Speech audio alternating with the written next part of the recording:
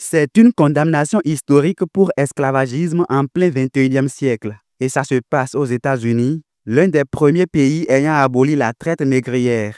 Le 19 mars 2025, Jane Whitefiver et son mari Donald Lance ont écopé respectivement de 215 et 160 ans de prison.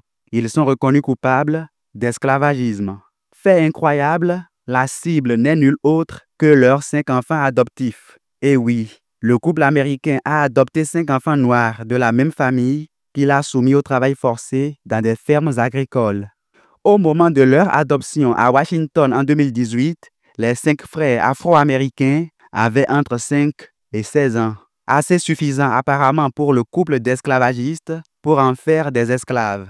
Les enfants sont soumis à de durs travaux, contraints régulièrement à porter de lourdes charges malgré leur jeune âge. Ils n'ont pas accès à la maison du couple. Ce sont des cabanons qui leur servent de dortoir dans lesquels ils dorment à même le sol et parfois sans couverture.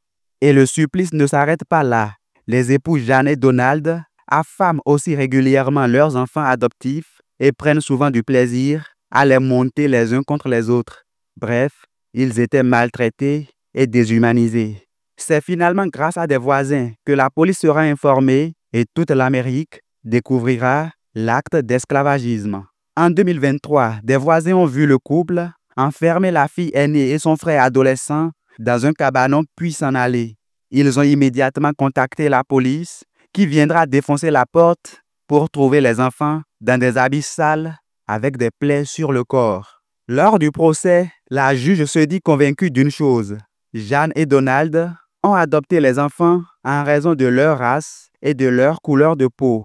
Que Dieu ait pitié de vos âmes, car ce tribunal ne le fera pas, leur a-t-elle dit. L'aîné des enfants ajoute, vous êtes des monstres.